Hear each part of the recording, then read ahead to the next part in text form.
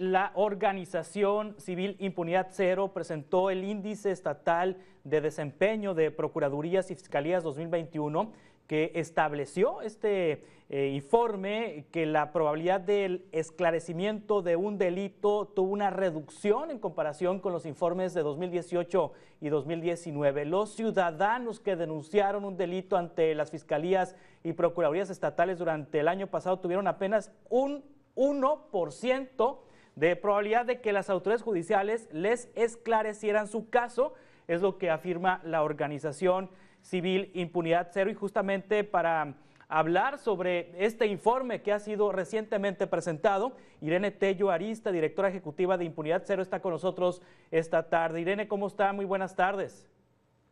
Juan Carlos, muy bien, gracias. Buenas tardes. No únicamente pues son bajas las cifras que tienen de eficiencia las procuradurías y fiscalías estatales, sino que con el paso de estos 3 últimos informes han retrocedido en lugar de ir avanzando poco a poco, porque bueno, los números de eficiencia son pues muy bajos, Irene. Sí, la verdad es que el indicador de efectividad en procuración de justicia es el que más baja este año. Cerramos el 2019 con una efectividad de todas las carpetas de investigación a nivel nacional en 19% y ya para el 2020 estamos en 15%. Entonces, de un año para otro bajar 4 puntos porcentuales en efectividad, pues la verdad es que sí es un descenso muy considerable. Entendemos que tal vez hubo un reacomodo de operaciones por todo el tema de la pandemia y que se redujeron horarios y las condiciones en las que trabajaban, pero igual sí es muy preocupante porque por sí ya era bajo y ahora justo lo que tenemos es esto que dices, ¿no? Con la cifra negra más baja efectividad, una muy baja probabilidad de esclarecimiento del delito. Sí, este 15%, ¿cómo lo podemos interpretar? Son 15 delitos que se les abre carpeta de investigación de cada 100 denunciados, o cómo podemos entender mejor la cifra para poner en contexto a la audiencia. Claro, cuando medimos efectividad ya quiere decir todas las carpetas que fueron determinadas en las que se cumplió con el objetivo del Ministerio Público de ver si hay un delito que perseguir y un probable responsable. Entonces, por ejemplo, para nosotros determinaciones efectivas pueden ser mecanismos alternativos de solución de conflictos, todo lo que tiene que ver con justicia alternativa, cuando se judicializan ciertos casos, en un ejercicio de la acción penal, y lo que sí no contamos como una determinación efectiva es cuando se manda una carpeta al archivo temporal. Y esto lo hacemos porque sí creemos que hay un abuso de esta figura y porque además cuando se manda el archivo temporal pues no se cumple con saber si hay delito que perseguir y quién lo cometió. Sí, y otra historia es que esas carpetas de investigación, las que se llegan a judicializar y que no tuvieron un acuerdo previo entre las partes dentro de las propias fiscalías, otra historia es lo que ocurre en el Poder Judicial. De las carpetas de investigación que envían las fiscalías y la Procuraduría, todavía hay que restarle las que se resuelven con alguna sentencia, con alguna resolución judicial. Eso depende del tipo de delitos. Yo creo que siempre es importante mencionar esto. Creo que la gente sigue sin entender que nuestro sistema acusatorio, no toda carpeta tiene que judicializarse y si se llega a un mecanismo alternativo de solución de conflictos, ahí termina la impunidad para ese caso. Para los que sí se tienen que judicializar, como bien mencionas, pues al final tendríamos que ver qué es lo que pasa con el Poder Judicial, si hay sentencias condenatorias o no. Pero por eso también en este índice agregamos el tema de impunidad en homicidio doloso, porque además ese tipo de impunidades sí se tendría que medir por delito. Nosotros medimos la impunidad por homicidio doloso porque creemos que es uno de los delitos de más alto impacto y que ahí nos menciona también para ver cómo están los modelos de gestión dentro de las propias procuradurías y fiscalías, si es que tienen la capacidad de hacer frente a estos delitos tan graves que ocurren también en los estados. Ahí también vemos una gran variedad de desempeños. Tenemos Yucatán, que tiene impunidad para homicidio doloso en 20%, y tenemos estados como pueden ser Morelos y Guerreros, que están arriba del 99%. Entonces creo que otra de las cosas que yo destacaría de este estudio es ver la variedad de desempeños en cada uno de los indicadores, que por fortuna también nos indican que hay estados que hacen mejor las cosas respecto a ciertos temas, y que es ahora lo que vamos a ver nosotros en Impunidad Cero el año que entra. Digo, ya hicimos este estudio desde 2016 a la fecha, pues vamos a ver qué es lo que está funcionando para intentar replicarlo, porque si no, de nada sirve estar dando malas noticias año con año si no se intentan hacer las cosas de mejor manera. Sí, ¿qué fiscalía estatal es la mejor evaluada en el país, la que tiene mejor desempeño de acuerdo con los datos y los indicadores de Impunidad Cero? Ahorita cambian a como lo estábamos midiendo antes, y ahora sale en primer lugar Nuevo León, seguida de Yucatán y luego, y la verdad es que sí creo que le vino muy bien a Nuevo León que añadimos un indicador respecto a la transformación digital, y sí nos pareció importante analizar este tema, sobre todo porque otra cosa que nos enseñó la pandemia es que no podemos seguir dependiendo de que una persona vaya hasta una agencia del Ministerio Público a denunciar, que por eso entendemos por qué tenemos los niveles de cifra negra que tenemos, y que ya tendrían que ellos hacer un esfuerzo por tener un contacto alterno con la ciudadanía, ya sea forma de WhatsApp o videollamada, como para que uno pueda denunciar delitos, sobre todo los delitos que no implicaron violencia de por medio, sin que uno tenga que trasladarse a una agencia del Ministerio Público. Y por eso también sale bien Nuevo León. Sí, por eso me dice Nuevo León. ¿Y Yucatán por qué sale bien? La Fiscalía de Yucatán, ¿qué es lo que la hace destacar? Esto que te digo que tienen de impunidad en homicidio doloso es la impunidad por homicidio doloso más Sí. baja del país. Tienen el tema también de confianza muy alto, tienen el tema también de efectividad relativamente bien. Obviamente ahí se va viendo como el tema de cómo se van sumando cada uno de los indicadores en los que salen mejor, pero sí, Yucatán siempre ha sido el que tiene la impunidad de homicidio doloso más baja en el país en todos los estudios que hemos realizado. Sí, otro aspecto es la posibilidad de esclarecer un delito. En ese sentido, hay fiscalías que tienen mayor probabilidad de esclarecer un delito que otras. Cuando hablamos de esclarecer un delito, ¿a qué se refiere impunidad cero? ¿Y qué fiscalías, qué procuradurías destacan como las que más esclarecen delitos en nuestro país?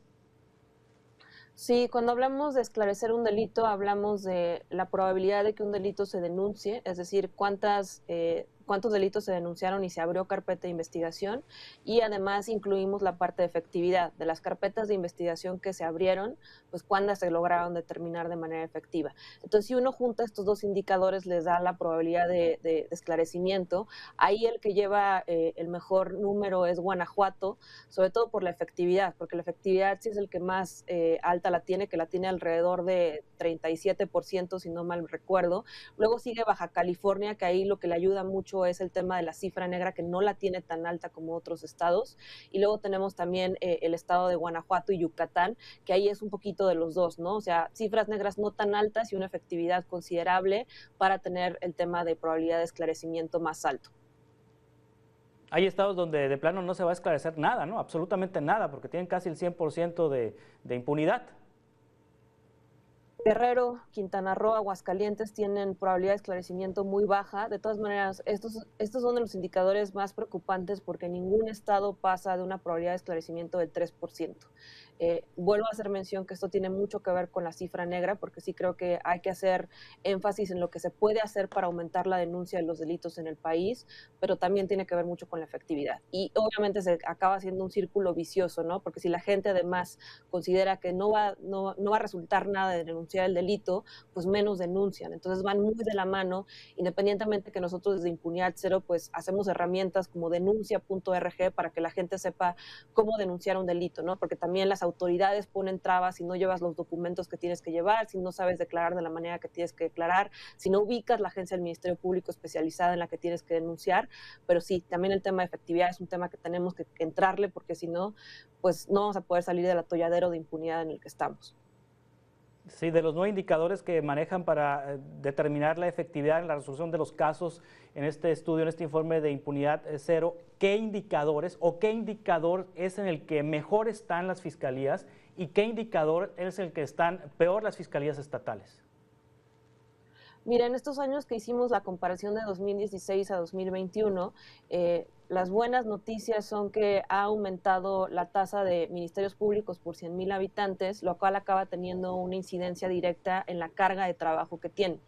Entonces, en eso vamos bien. Otro tema que medio se ha visto que ha tenido una mejoría es el tema de la confianza, que obviamente hay que tomarlo con, pues, obviamente cierta precaución, porque hay estados que han hecho sí un gran esfuerzo para mover la confianza de estas instituciones, y hay otros que más bien se benefician de los promedios nacionales. Donde sí creo que nos va muy mal es en el tema de efectividad y en el tema de impunidad en homicidio doloso, que es uno de los que creo que todos tendríamos que estar revisando, porque es la señal que se manda en este país de que se puede matar a una persona sin que haya una consecuencia por medio. Cerramos el 2020 con una impunidad de 89.6% de impunidad para homicidio doloso, lo cual es muy alto. Y digo, ahí hay que ver otra vez estados que logran tener más baja, pero sí creo que ese tema es un tema que tendríamos que tener todos sobre la mesa de qué hacer para bajar la impunidad para este delito. Si el cambio de modelo de fiscales, antes los procuradores de justicia de los estados eran nombrados directamente por el gobernador, hoy hay el concurso del Poder Ejecutivo y el Poder Legislativo para el nombramiento de los fiscales, hay un periodo que supuestamente debe traspasar administraciones estatales, es decir, un fiscal en teoría debiera estar con un gobernador y después pasar al siguiente gobernador o gobernadora, y este cambio de modelo se hizo justamente para darle independencia a las fiscalías estatales y darle cierta autonomía o darle autonomía. Este nuevo modelo o este modelo para elegir a los fiscales estatales, a las fiscales estatales, se ha reflejado en que los números de desempeño de las fiscalías hayan mejorado en comparación cuando dependían directamente de los poderes ejecutivos estatales. Pues justo nosotros nos dimos a la tarea de analizar cómo se designan a los fiscales en tanto fiscalías como procuradurías, porque aunque debiera ser el caso de lo que tú mencionas de que fueran transeccionales y no dependiera su estancia de acuerdo a qué gobernador está, nos empezamos a dar cuenta que con estas elecciones y cambios de gobiernos en varios estados salían notas de se cambió el fiscal de tal estado, se cambió el fiscal de tal estado, de tal estado. Entonces nos pusimos a revisar cómo estaba el tema del nombramiento y la verdad es que hay una variedad, o sea, todavía no es tan autónomo como consideramos. Hay estados donde todavía, aunque sean fiscalías de nombre, el gobernador literal manda a quién va a ser el fiscal y solamente lo ratifica el Congreso. Hay otros donde sí hay tal vez un poquito más de participación del Congreso, donde el Congreso manda una terna o no, una lista que después revisa el Ejecutivo, al cual decide una terna y se vuelve a enviar al Congreso. Y hay otros donde literal se incluye incluso hasta consejos ciudadanos para que intervengan en el proceso no solamente de selección, sino de también las entrevistas que se hacen a estas personas que pueden estar en estos puestos tan importantes. Entonces, sí creo que esto que nos dijeron de que ya de cambiar de Procuraduría a Fiscalía iba a implicar su autonomía, todavía no es un hecho en muchos estados del país y que más bien se dio un cambio de nombre y que tenemos que revisar este tema de la designación porque si no vamos a seguir viendo esto de llega un nuevo gobernador, pone a su fiscal que quiere al frente de esta institución y se pierde la autonomía, además del tema del presupuesto, que ahí sí están completamente atados a lo que el Congreso determine que les va a dar. Entonces sí creo que tenemos que entrarle a revisar el marco normativo para darle autonomía a estas instituciones y que puedan funcionar de una manera adecuada. Sí, y luego el hecho de que consejos ciudadanos participen en el proceso de elección, de selección de los fiscales no garantiza que éste sea independiente. Regularmente los consejos ciudadanos que eligen fiscales o que proponen ternas, pues mágicamente piensan igualito que el gobernador en turno o con la gobernadora en turno. En fin, en Baja California acaba de renunciar el fiscal del anterior, que fue nombrado en la anterior gubernatura, y casualmente ha entrado una nueva gobernadora, y así ha habido cambios en varios estados de la República en donde salen los fiscales y llegan fiscales carnales, les dicen, ¿no? Los fiscales cuates, los fiscales amigos de los gobernadores en turno, y eso pues implica también pérdida de autonomía frente al Poder Ejecutivo. Pero un punto también importante es el aspecto presupuestal, que un poder como el legislativo puede limitar la capacidad de acción de una fiscalía. En materia presupuestal, ya que toca el tema en materia presupuestal, en estos años las fiscalías han avanzado en tener más recursos para equiparse, para dotar de mayores herramientas a los investigadores. No, es una de las cosas que más nos preocupan. Si hacemos el análisis de 2016 a la fecha, en términos reales, que ya incluyendo lo que hace el efecto de la inflación a lo largo del tiempo, hemos decrecido lo que se gasta en estas instituciones de procuración de justicia. Entonces sí creo que es muy preocupante porque, digo, obviamente no es la única condición que se tiene que mejorar, pero sí necesitan presupuesto para hacer su trabajo. Obviamente también tenemos que ver de cómo lo están gastando y que lo gasten de manera adecuada, pero sí creo que son de las instituciones instituciones más olvidadas del sistema de justicia. Cuando se hizo la reforma del acusatorio, se hizo un gran esfuerzo por mejorar la labor del Poder Judicial y creo que logramos avanzar algo en ese aspecto. Ahorita hay mucho énfasis en la parte de las policías y que se conviertan en primer respondiente, y las fiscalías siempre son las olvidadas y son el cuello de botella del sistema de justicia. Entonces también en presupuesto lo que vimos es que en términos reales, considerando inflación, decreció lo que se destina para las procuradurías y fiscalías de los estados.